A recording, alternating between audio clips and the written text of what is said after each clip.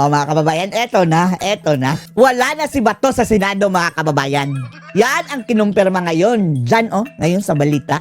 Nakapuslit na daw siya palabas mga kababayan kasama si Robin Hood Padilla ayon sa ulat. Hindi naman natin tatawaging nakatakas mga kababayan dahil hindi pa man talaga dapat arestuhin si Bato. Wala pa siyang warrant of arrest dito sa local court mga kababayan pero wala na siya sa Senado. Kung ikaw ba naman mga kababayan, tatargetin ka. Diba? Pumalpak sila mga kababayan sa pagdukot kay Bato kagabi at nagkabariglan pa. Mag-i-stay ka pa dyan sa Senado. Preservation of life mga kababayan itong ginawa ni Bato. Pagtago ka muna Bato.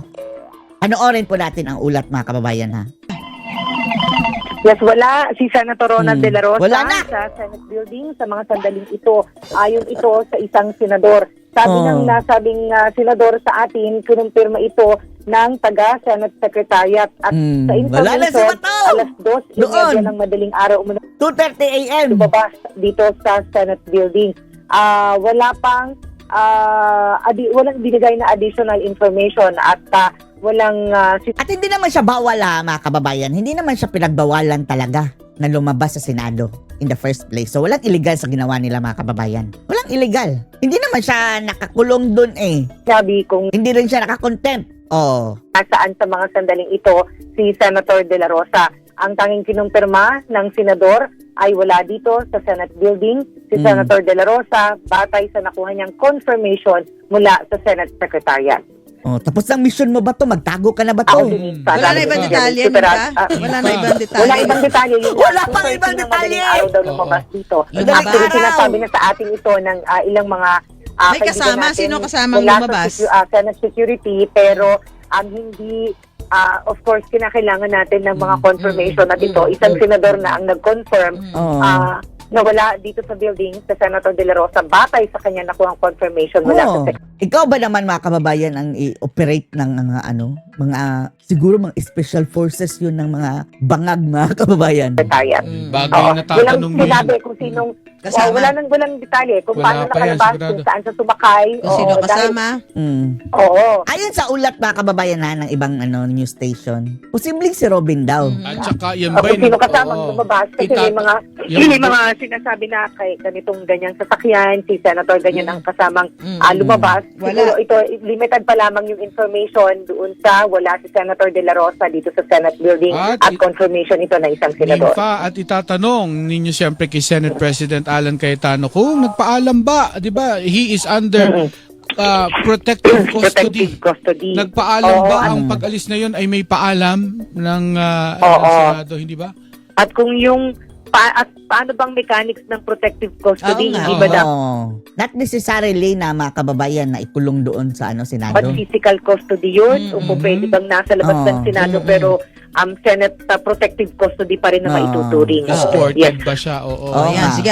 May marami. Tayo talagang marami ka Ang pang dami naman ihahatid. tanong. Magtago ka muna ba to? Dadamputin ka ng mga ngagvang iyan samantala. Narito ang karagdagang update kay mga kababayan na Pia Cayetano. Straight from Pia Cayetano. Nagsalita din mga kababayan si Amy Marcos at ang obserbasyon ni Doc Lorraine Badoy. At ang ating Congress Meow mga kababayan na call out ni Senator Pia dahil sa pag-post niya ng multiple dead daw ayon sa kanyang report. Although nilagyan niya ng for confirmation, nagdulot daw ito ng takot sa pamilya ng mga nasa loob sa Senado. Panoorin niyo po ha. Hello. Good evening, everyone. I am still here in the Senate, and I'm still in the office of my brother, the Senate President. Kulong sila doon It's been a long evening, and I had wanted to do an FB Live to be able to share with you the recent events that happened the last few hours. So before I start though, I want to let you know that as earlier reported, there are no casualties. No walang one namatay. was hurt. No one died. Contrary to some reports that I read that are just so terribly irresponsible. I mean, there are Marami talaga ang nagulat mga kababayan sa post. Although nilagyan ni Congress Meow mga kababayan ng for confirmation. Hindi na lang siguro sana niya pinost yun bago niya kung hindi pa siya sigurado, dahil ang akala talaga natin mga kababayan, si Bato ang inaaresto malamang si Bato mga kababayan ang isa sa mga natumba doon. Nag-alala din tayo. Gayon paman, siguro magsilbi na lang itong lesson sa kanya mga kababayan. People here, everybody here has family, their mothers, fathers, children. And for somebody, and I believe it's a congressman who tweeted that there are casualties in the Senate, that is so irresponsible because I can just imagine the families who are so worried. So, sana during times like this, mag-ingat din tayo sa mga information na sinishare na. Baka ano lang din, na-feed lang siya mga kababayan ng wrong information ng baka pinakagat na naman siya mga kababayan. Because it can really make things worse. So again, I repeat, everybody is safe. No one is hurt. As So, to walang whether namatay.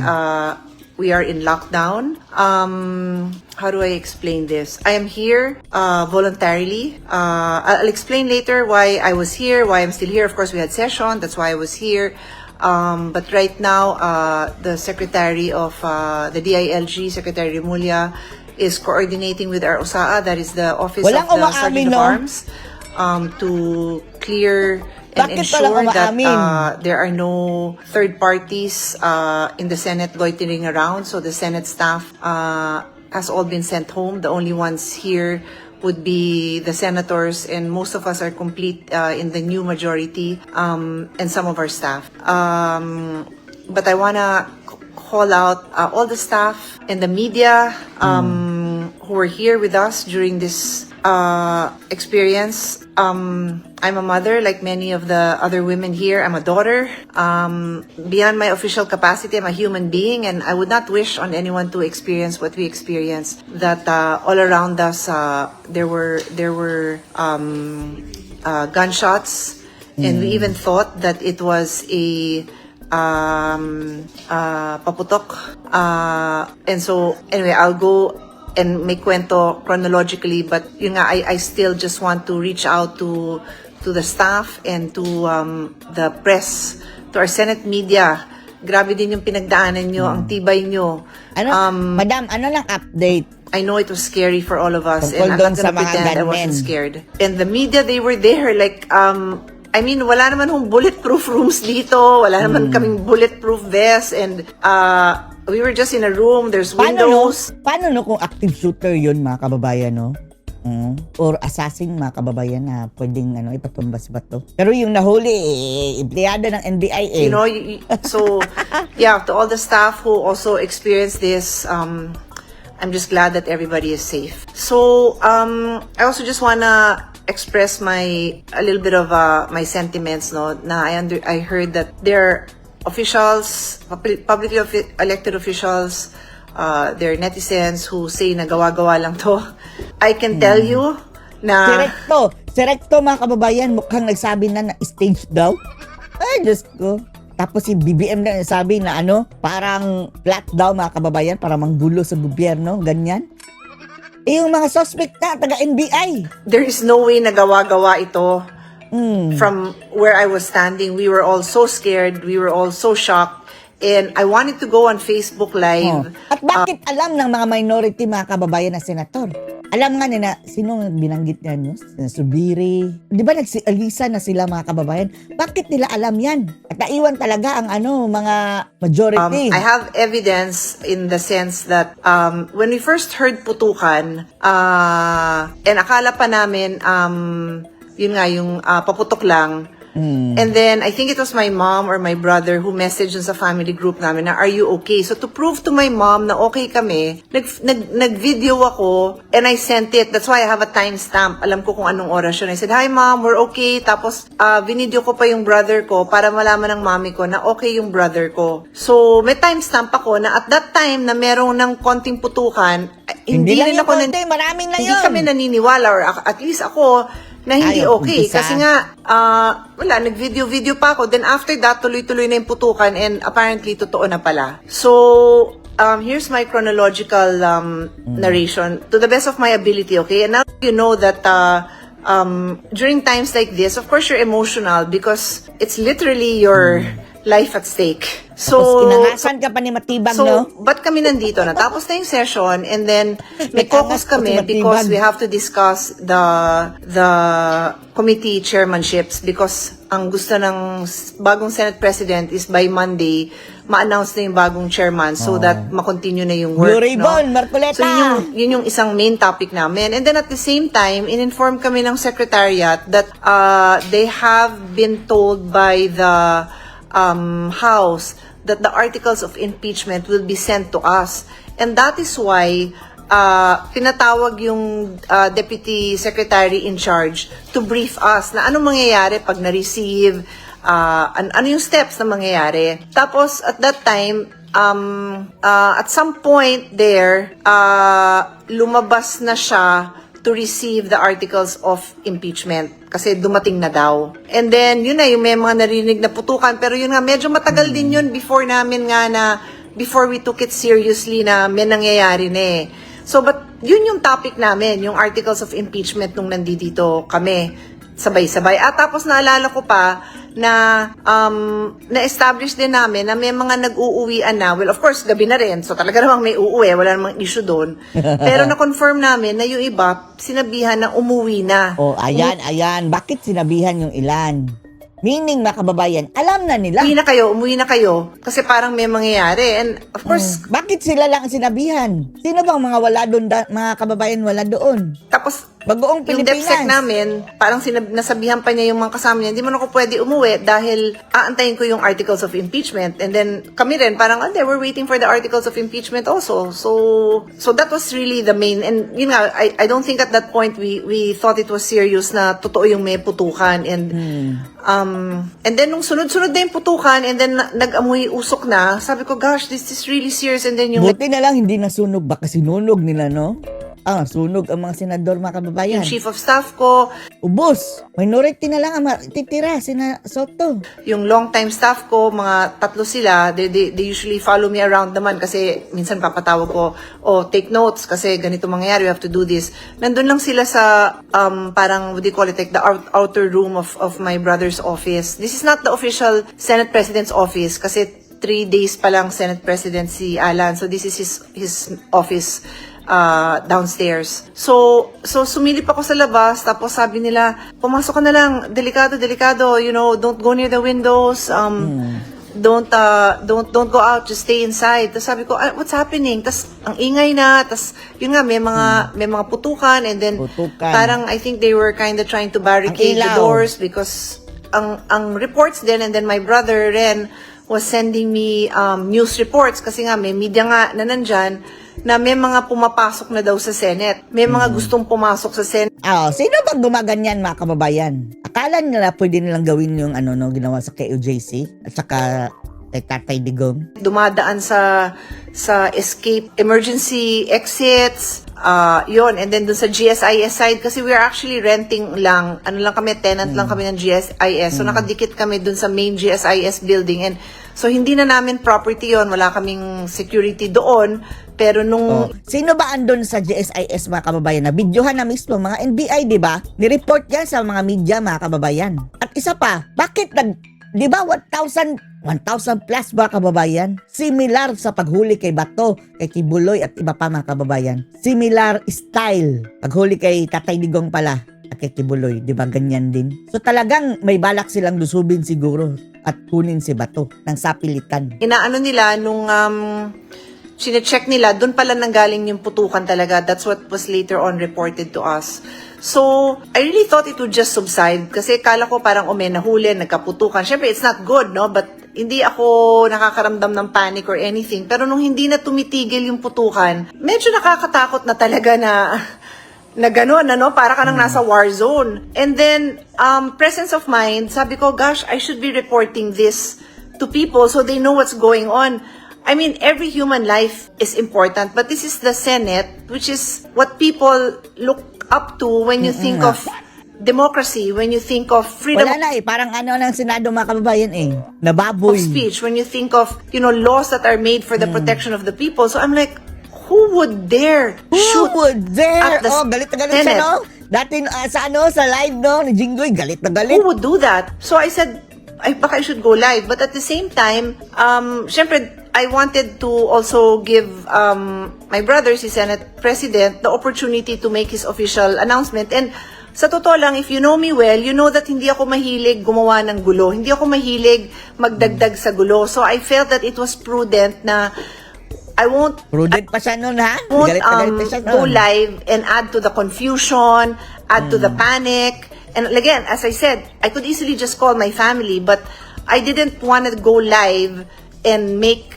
everybody who has loved ones here in the Senate panic for them. So I let the official announcement be made. Pero literally, naka-on yung live ko in case magla-live ako. And then I decided that the prudent thing to do would be to call the public officials that I know. So nag-text na ako kay Secretary Vince Dizon. Si Vince Season. Magturo-turo na naman yan dyan. I said, Vince, do you know what's going on here? Nagpuputukan na dito, binabaril na kami dito. And then si Senator Lauren was calling NBI Ano kilala ni Vince Season? Mag-DPWH siya dyan. director, and she also called Secretary Remulla. And Diba then nga? by then I think a lot of Diretso ka I kailangan. looked around and everybody was making calls to let people of authority know that this was happening, that an institution of the Senate was being attacked. Bakit 2 hours pa lang, no? Ang nakakapagtaka. 2 hours pa lang, mga kababayan, si BBM nagsalita. Dapat may pronouncement na agad siya. Inantay pa niya ng 2 hours. Tapos, biglang bumait siya noon, mga kababayan, after 2 hours. So, prior pala noon, nanonood daw siya, mga kababayan. Nanonood lang daw siya. Sabi niya, ha? Nag-i-enjoy ka ba doon? Lord, tagal mong mag-command. And then- Isang command mo lang yan. I guess some of us were able to connect nga with them. Like Secretary Vince called me, and Senate President Alan reported this early on naman, that Secretary Vince had talked to the President, and later on the President talked to my brother, to the Senate President, to assure us that there was no order to attack the Senate. But kami naman, and I will just talk about it more later because ayoko na hong makadagdag sa gulo. I don't want to accuse anyone yet of anything.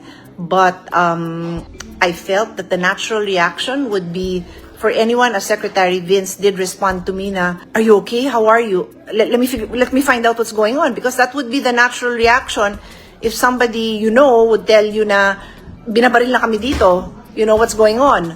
So yun. So these calls were made, and then by then medyo nag-subside na yung putukan, pati yung amoy nawala. So there was a little bit more sense of control because yun nga, parang nawala din yung putukan, and at least we were talking to people, like so many of us were making calls. I never even had a chance to listen to any report kasi nga we were in the middle of everything trying to figure out what's going on. It wasn't just 5 minutes, it wasn't 10 minutes, it's a long time. And I have timestamps on my phone to show na from the time na biruan lang, or hindi namin alam na totoo, not biruan, pero hindi namin alam na totoo, nag-video nga ako sa mommy ko, tapos hanggang later on, sabi ko, oh shoot, there's really firing going on. I mean, there's putukan talaga. Medyo matagal din yun eh. So there was really a lot of exchanges. Anyway, so that's pretty much my version. The Secretary of DILG arrived, and together he was briefed, and then we went around, we went to some parts of the Senate. Hindi ho namin naikot yung buong Senate because hindi pa cleared na safe yung ibang lugar. And then the Secretary and the Senate President went down sa ground floor to brief media. So I agree with the Senate President that, you know, we're not making any accusations. Ang hirap mag-finger point. They agreed that you know, there will be a fact-finding to find out how this happened, why this happened. Violence in any form cannot be tolerated, cannot be normalized. As I said, I speak as a mother, a human being. Ang dami, thousands of employees ang Senate, and everybody, you know, was traumatized. So now nandito pa kami. Hindi kami naka-lockdown, pero kiniklear pa para makaalis na kami. Pero halos lahat na ng staff yata napauwi na, kung sino na lang yung immediate staff namin who wanted to stay on with us. And the impeachment complaint was received as far as I know. Pati yata yung representatives ng House na nagdala dito, parang medyo na semi-lockdown din sila. So for those of you who are messaging me, I don't have time to read it now, but thank you from the bottom of my heart for your concern.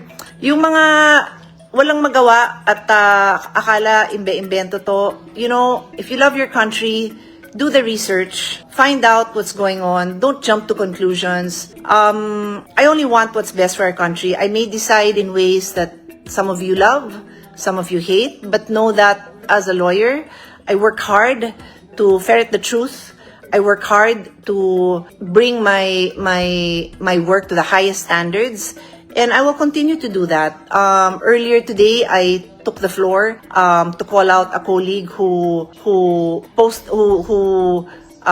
said something that was an outright lie about my car being used as a vehicle for Senator Bato. And I reminded our colleagues that the law, our rules in the Senate, the civil code, the code for public officials, we are duty bound to deal honorably and respect towards each other. And I will always do the same. Kahit bastusin niyo ako, I will do my best hanggat kaya ng patience ko to deal with everyone honorably and respectfully. So don't lie. Don't ever lie about our work because it is not true na sumakay sa kotse ko si Senator Bato. I didn't even know that he was in town. I never even knew where he was. So don't make up stories. You wanna ask questions? Sabi ko nga, you wanna ask kung paano nakarating dito si Senator Bato? Then ask the Senate President. Siya yung nagsabi na nandito na si Senator Bato. So ayoko ng ganon. And that is the only thing I can commit to you, that I will be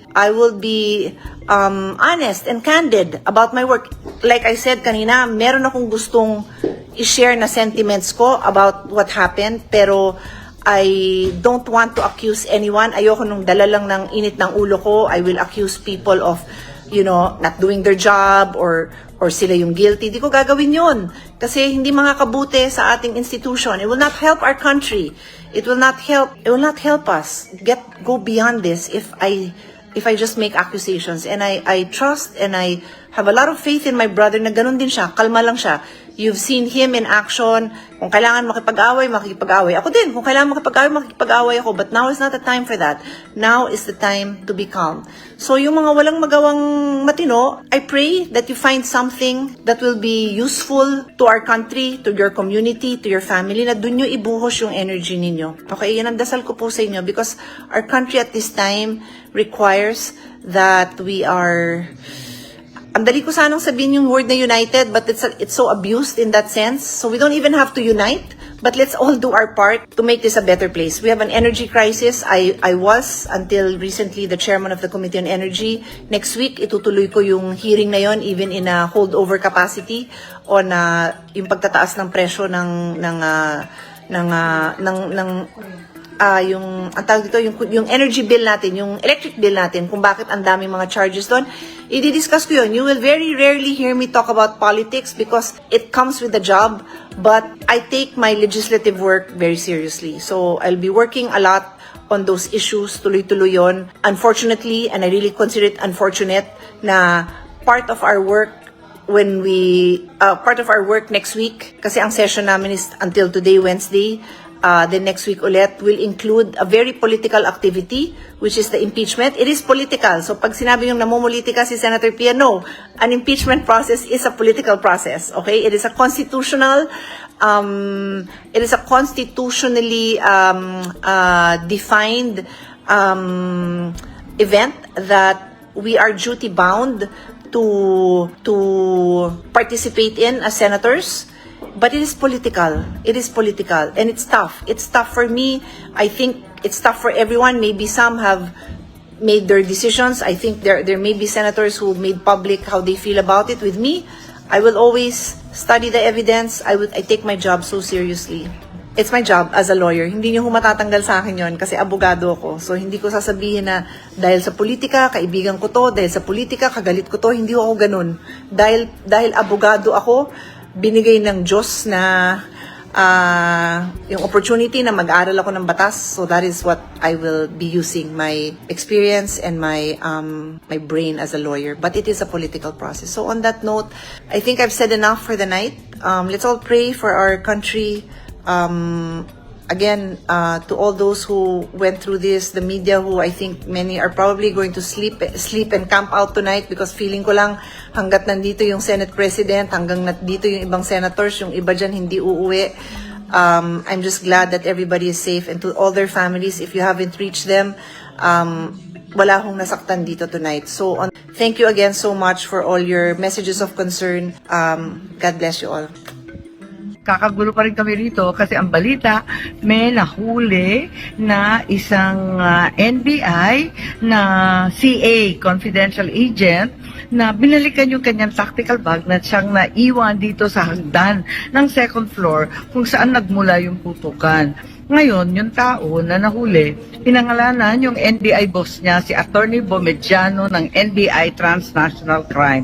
Kung sino man siya daw yung nag-order sa kanila na lusubin yung Senado at takipin si Senator Bato. Ano man ang mangyari, sino man ang masaktan. Kaya eto nga, Attorney Bomediano, kung sino ka man, sana ipaliwanag mo kung paano ito nangyari na sinugod, linusob ang Senado at nagkaputukan sa amin dito sa mga senador ng ating Republika. Hindi ito dapat nangyayari sa Pilipinas, higit sa lahat sa institusyon ng Senado. Opo, yan po naging pahayag mga partner ni Senator Amy Marcos, Boss D, Jason, Doc Lorraine. Para ang tanong doon, ba't na pag-alis ng ilang mga senador, nagkaroon agad ng barilan? At pinagsusuot pa daw ng bulletproof vest si Amy. Oo. So alam na ba nila to bago mangyari ito? Dinideny ng NBI na nandoon sila, pero ito, kakasabi lang na merong isang NBI na bumalik at kinuha yung kanyang gamit at nagbanggit pa ng pangalan ng kanyang boss. Mas maganda siguro unahan ni Doc Lorraine. Ano ba yung mga nakita mo ron? Napansin mong kakaiba? Kasi may putasan ng dingding na nagaganap eh. Grabe. Natatandaan natin ha. No, wala ring paalam. Hinukay yung JMC. Ito naman, walang paalam sa Senado. Binabakbak yung kanilang dingding. Parang ang umuulit yung KOJC sa ating lahat, 'di ba? Alam natin yung pakiramdam na 'yan, no? Talagang walang paalam with impunity, no? Walang batas-batas, no? 'Di ba si Torre noon? Walang batas, wala siyang pake, no? Tsaka very arrogant na at saka ganun din marami na namang pulis, etc., 'di ba? Tapos walang yan. Walang yang Nick Torrehan. 'Di ba? Pero yung kagandahan nga dito, mga senador ito, tayo noon wala tayong kalaban-laban, 'di ba? Kasi talagang inalipusta, minamatay pa nga sa KOJC. Tapos 'yun, inamin ba ni Bongbong Marcos? Hindi, sinabi niya wala ngang baril daw. Biro mo 'yon, 'di ba? So, again, no, who's going to trust Matibag? Has he done anything para pagkatiwalaan natin? Yung mukha na lang niya eh, 'di ba? Mukha na lang niya. Tsaka nakita niyo ubod ng yabang, 'di ba? Ito yung sinasabi ko na trust is of great pragmatic value sa isang gobyerno. Pero ang trust rating ng gobyernong ito ay bagsak. Kasi nga, isa na siyang, sa pananaw ko, sa nakikita ko, para na siyang criminal syndicate na lahat sila, yan, kasama yung Matibag na yan, na napaka-abusado. Ang ginagawa lang nila ay para pagtakpan si Bongbong Marcos, kasi si Bongbong Marcos ang mastermind ng flood control. Lahat ito dikit-dikit sa flood control, sa impeachment ng Vice President para siya tumagal pa sa pwesto, etc., etc. So it is all, everything. Kaya nga, madness. What's happening to our country is madness. Why? Because the leader is himself insane. No? So what we're seeing right now is like an insane asylum. Wala nang batas. Wala na. Tingnan mo itong mga ito. May mga baril pa na ganyan sa loob ng Senado. Pero swerte, kasi Senado yan. Isipin mo kung bahay yan ng ordinaryong tao, kayang-kaya nilang gawin, 'di ba? At malamang ginawa na nila. Nakita niyo ba yung video, si Matibag, sinabi niya, ipadampot mo yan. Biro mo yon, yung sinisigawan siya nung crowd. Yun lang ang meron tayo, boses lang. Yun ang intindi namin noon kay PRRD. Tsaka yun dapat ang intindi mo, Matibag, no, na ang NBI may baril, may resources, may poder. Lahat yan meron pang basbas ni Bongbong Marcos. Ang tao, salita lang, boses lang. At ang sinabi ng Supreme Court, hindi bawal na murahin ka, Matibag. Kahit nga yung PI, pwede yun eh. 'Di ba? Kasi yun lang ang meron tayo. At saka alam mo, pag ikaw isang lingkod bayan, yakapin mo lahat yun. Kasi that's part of what you signed up for. No? So, yan, walang tiwala. No? Po. Tsaka ang lalim mga partners no ng mga binitawan na clue ni Senator